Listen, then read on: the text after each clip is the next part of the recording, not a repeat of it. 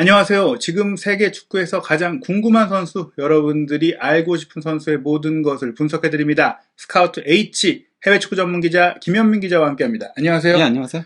토트넘의 2022년 6호 영입 제드 스펜스 선수의 이야기 계속하고 있는데요. 제드 스펜스 선수가 굉장히 다양한 이력과 다양한 스타일, 경기적인 부분들 얘기해봤는데 가족이 굉장히 또 화려한 부분이 있다라는 또 스토리, 인생사를 좀 준비했습니다. 우선 제드 스펜스 양력부터 살펴보시죠. 2000년 8월 9일생이고요. 런던에서 출생을 했고요. 자메이카계죠.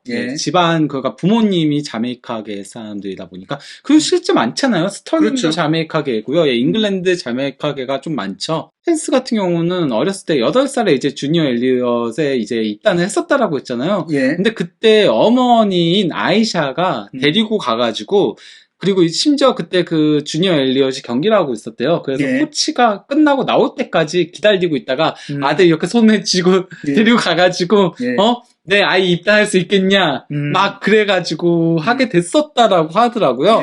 국내에도 사코맘이라든지 사커데이디 같이 좀 부모님들이 아이를 열심히 좀 이제 뒷바라지하는 경우들이 있는데 원래 근데 유럽 쪽은 그게 흔하지는 않죠. 그러니까 부모가 데리고 다니지는 않죠. 거의 근데 좀 그랬다라고 할 수 있고요. 단순히 그걸 넘어가지고요. 그 오모 그베인 그 주니어 엘리엇 코치였다는 사람 있잖아요. 그 사람 얘기에 따르면요. 비공식 물리치료사였대요. 자격증은 아니고. 그냥 그러니까 애들 끝나고 나면은 마사지도 해주고 세탁도 다 해주고 막 장난이 아니었대요. 매일같이 와가지고 그러면서 아무래도 자기 아들한테 이제 조금 될 수 있도록 전체적으로 그렇게 굉장히 많이 했었다라고 하고요. 사실 극성이라기보다는 좀 그래도 열심히 또 열성이라고 모든 걸 쏟았다. 그런 상태에서 지금 이 사진이 뭐냐면요. 노팅엄 포레스트가 이제 승격을 했을 때였거든요. 유니폼이 딱 그거. 그때 이제 선수들이 이렇게 목마를 태우면서 같이 축하를 하는 건데 스펜스와 엄마를 목마를 태우고서는 노래를 불렀거든요. 어떤 노래를 불렀냐면요. 닐 워녹은 스펜스를 쓰레기라고 했다. 그런데 그는 다이너마이트가 되었다. 그 이제 노팅엄 팬들이 부른 노래로 이제 선수들도 같이 부르고 그거를 또 같이 따라 불렀어요. 어머니도. 그러니까 어머니도 닐 워녹한테 불만이 많았다는 얘기인 거죠. 미들스브로에서 잘 뛰던 내 아들을 감독이 와가지고 안 써서 보란듯이 보여줬다. 약간 이런 느낌이고 지금 재밌는 게 보통 이런 상황이면 아들이 엄마를 이제 무등을 태워야 되는데 다른 선수가 결국에 이제 성인 선수가 된 이후에도 다른 선수들과도 잘 지내면서 우리 아들 좀 잘 챙겨줘 약간 이런 느낌 아닐까. 어쨌건 간에 그거 다 떼창을 부르더라고요. 이제 흥미로운 사건이 승격 과정에 있었던 것 같고요. 또 누나가 이제 토트넘 입단할 때 같이 사진을 찍었어요. 스펜스 같은 경우는 1남 3녀거든요. 사이프 잣집의 아들인 거예요. 1남 3녀인데 누나가 배우입니다. 여배우예요. 제일 범상치 않은 약간 외모긴 한데요. 이름이 이제 그 카롤라 시몬 스펜스거든요. 나인 나이츠라는 영화하고 이제 블루 스토리라는 영화에도 나왔었다라고 하고요. 그 이제 BBC 드라마인 워너비, 골드디거, 그리고 컴패션스 오브 프레니 랭튼, 그냥 프레니 랭튼의 고백이라고 했었죠. 그런 드라마에도 나왔었다라고 하고요. 하우스 오브 아이크라고 지금 저게 그 연극인 거거든요. 연극에도 이제 주연으로 나온다는 거죠.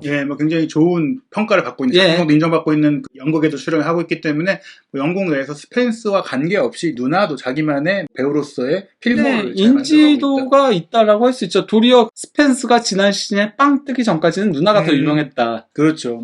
카를라 시몬의 동생이 축구 선수래더라. 약간 이런 정도였는데 이제는 이제 토트넘 선수가 됐기 때문에 동생이 조금 더 유명해질 수 있는 그런 상황이 된 것 같습니다. 토트넘 입단 그 사진 올리면서 이게 그러니까 SNS 글이 있는데 그러니까 내 동생이 자랑스럽다라고 글을 올렸었습니다. 그렇죠. 아무래도 또 이제 누나들로서 또 이 남동생을 또 귀여워했던 마음속에 좀 대견한 느낌이 있을 것 같습니다. 스펜스 같은 경우는 어쨌건 간에 노팅엄에서 그래도 상당히 태도 같은 부분들도 많이 좋아졌다는 평가를 듣는데 거기에는 가에탄봉의 역할도 되게 컸다라고 하더라고요. 베테랑 선수도.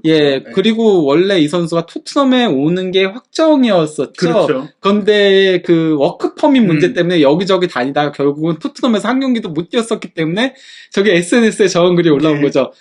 토트넘이 트로피가 없는 동안 트로피를 따냈다. 이런 식으로 조금 밈처럼 이제 올린 건데 어쨌건 간에 가에탄봉이 상당히 정신적인 지주 역할을 하면서 그 안 그래도 노팅엄 자체가 어린 선수들이 많거든요. 그렇죠. 그러니까 스펜스 또래 선수들이 많아요. 예. 굉장히 그 뒤에도 나오겠지만은 예. 그 선수들이 많은데 그 선수들에 있어서 가에탄붕의 역할이 굉장히 컸었다라고 하더라고요. 예. 이런 그 노련한 선수가 이제 팀에 있는 것이 분명히 이제 이런 승격 과정에 힘이 됐을 것 같고 스펜스 선수도 많이 배웠고 또 의지했기 때문에 아마 이제 토트넘에 와서도 예전에 미들스브로에서의 모습보다는 조금 더 성숙해지지 않았을까 뭐 이런 생각을 할 수 있겠죠. 예. 절친이라고 할 수 있는 선수, 가장 친한 선수는 아무래도 브레넌 존슨이라고 예. 현재 그 노티건 포레스트의 에이스죠. 예. 예, 그리고 둘이 영 플레이어 오브 더 시즌에 그 후보에 올랐거든요. 예. 파비오 카르발료 리버풀 간 선수와 함께 예. 셋이 올랐는데 결국은 브레넌 존슨이 타긴 했습니다. 근데 둘이 어쨌건 간에 가장 절친 관계였는데요. 그리고 심지어 이 둘이 토트넘과 링크도 떴었죠. 이게 그가 디어 골드가 이제 올린 글인데요. 예. 알레스테어 골드 기자가 이제 풋볼 런던 기자로서 토트넘 사정을 잘 취재하는데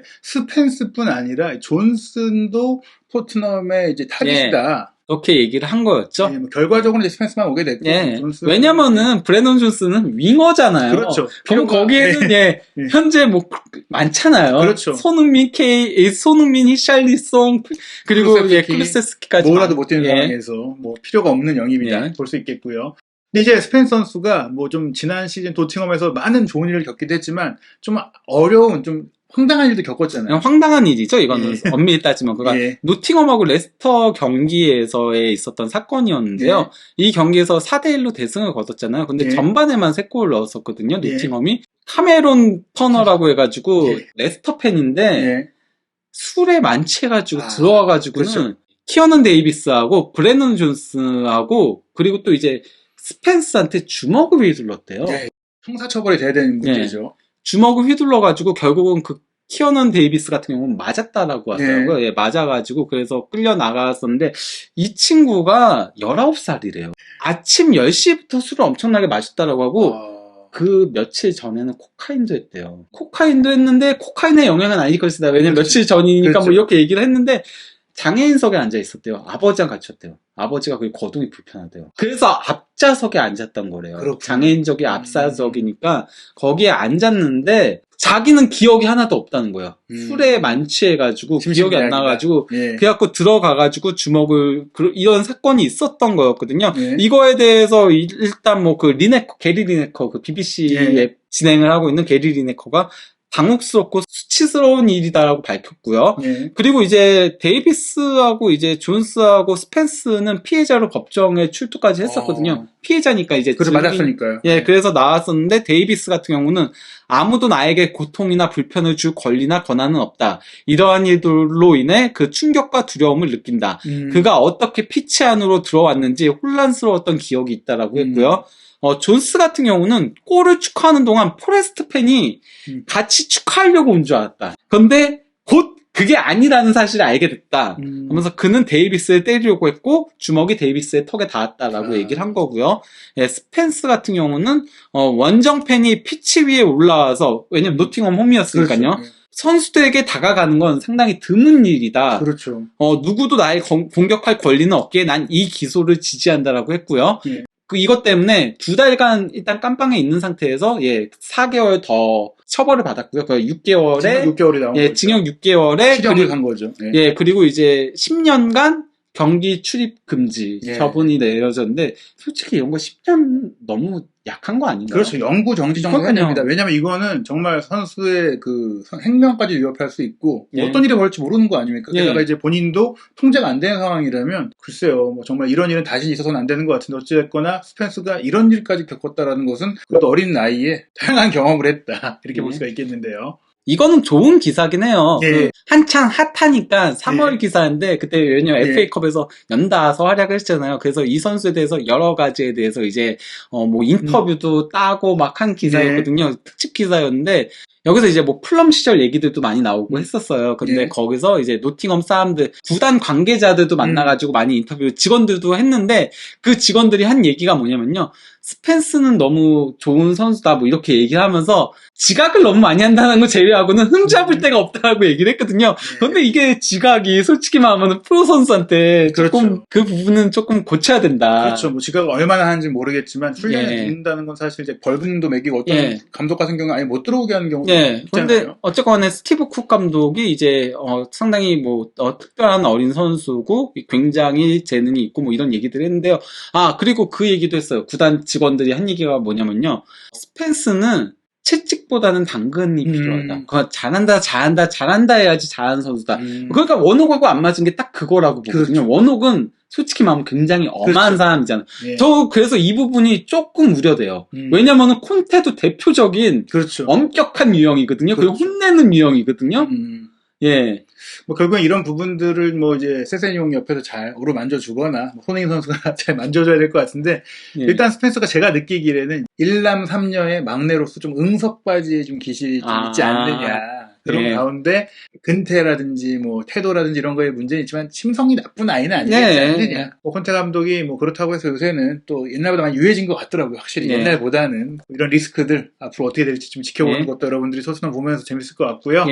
올 시즌에 사실 프리미어리그 개막하면서 나왔던 소식인데 블랙 라이브스 매터 무릎 꿇기를 이제 항상 매 경기 하는 게 아니라 특정한 시점에 하기로 했는데 제드 스펜서도 굉장히 지지하던 사람 중에 한 명이죠. 네, 이 선수는 그러니까 SNS 보면요, 이 운동이 한창 있었을 때 관련된 리트윗도 엄청나게 하고요. 그 마틴 루터킹 목사님에 대한 것도 리트윗도 많이 하고요. 조금 이런 운동, 인권 운동에 굉장히 관심이 많은 것 같더라고요. 예, 그래서 굉장히 많은 리트윗들이 되어 있어요. 보면은. 스펜스가 이제 어린 시절에 응원했던 팀은 누구냐? 사실 최근에 우리가 뭐 쿠루세스키가 뭐 아스날 팬이고 도어티가 아스날 팬이고 많은 얘기들을 했는데 스펜스는 어디 팬이었나요? 맨유 팬. 대놓고 이게 SNS 봐도 알 수 있어요. 그래요? 예, 왜냐면은 호날두도 리트윗이 좀 돼 있고요. 호날두 입단한 것도 리트윗 돼 있고요. 그리고 레시포드도 리트윗 돼 있고 그렇거든요. 다른 팀 선수들은 없는데, 그러니까 제가 봤을 때 이 선수가 원래 윙이었다라고 했잖아요. 그러다 보니까 호날두나 레시포드를 조금 좋아하지 않았나. 아마 레시포드는 그것도 있지 않을까요? 레시포드도 굉장히 자선 사업이라던가 이런 것들 많이 하니까. 어려운 환경에. 좀 그런 것들을 보면서 조금 더 롤 모델로 삼은 게 아닌가 싶긴 해요. 어쨌든 이제 맨유를 응원하지만, 뭐 현재 토트넘 선수기 때문에 토트넘을 열심히 뛸 것 같고요. 그리고 이제 이 선수가 최근에 핫했기 때문에, 뭐 지난 6월달도 그렇고 3월달도 그렇고, 잉글랜드 이제 21세 이하 대표로 선발이 됐죠. 예, 그러니까 뭐 그 전까지는 솔직히 말하면은 연령대별 대표팀 아무데도 뽑힌 적이 없어요. 2022년 3월에 처음으로 21세 이하 대표팀에 올라간 거였고요. 그리고 이제 6월 13일에 갔었다가 중도에 나왔어요. 왜 나왔냐면요. 그 소집됐었다가 중도에 빠진 이유가 토트넘 이적 협상이 있었기 때문에. 사실 그때 세세뇽 같은 경우도 이제 콘테 감독이 이제 부상 우려 때문에 좀 쉬게 했으면 좋겠다고 해서 안 가긴 했는데 21세 이하 대표팀이 그렇게 뭐 비중 있는 대회를 나가는 건 아니라서 요청을 했었다라고 하더라고요. 뭐 어찌됐거나 현재 잉글랜드가 정말 좋은 오른쪽 풀백, 오른쪽 윙백을 배출하고 있는데 너무 많죠. 잉글랜드 21세 팀에 그래도 들어갔다는 것은 이 선수도 뭐 앞으로가 좀 기대되는 선수다라고 볼 수 있겠고, 뭐 이번 뭐 대표팀에 좀 갈 수 있는 상황은 전혀 없지만 다음 뭐 유로나 다음 월드컵을 토트넘에서 잘한다면, 근데 비슷한 나이에 다들 재능이어가지고 아놀드가 있잖아요. 아놀드가 토트넘에서 아주 잘한다면 좀 도전해볼 수 있지 않을까. 잉글랜드 대표를 사실 많이 배출했던 토트넘이잖아요. 뭐 잉크스, 다이어, 뭐 케인, 뭐 트리피어 이런 선수들이 다 이제 토트넘 출신으로 잉글랜드 대표팀에 갔었는데 지금은 이제 케인밖에 안 가고 있는 상태에서 이제 스펜스가 뭐 어느 정도를 이제 토트넘에서 보여줄지가 기대가 됩니다. 지금까지 저희가 토트넘의 2022년 여름 6호 영입 스펜스 선수에 대한 이야기 해봤는데요. 과연 올여름에 7호, 8호 영입도 또 나올 것인지, 아니면 또 토트넘에서 어떤 이야기거리가 나오는 또 궁금한 선수들이 있는지 한준TV에서 김현민 기자와 함께 스카우트 A씨를 통해 소개해드릴 예정이고요. 여러분들이 궁금한 선수, 또 궁금한 축구계 인물들에 대해서 댓글로 질문 남겨주시면 스카우트 H에서 적극적으로 반영해서 제작하도록 하겠습니다.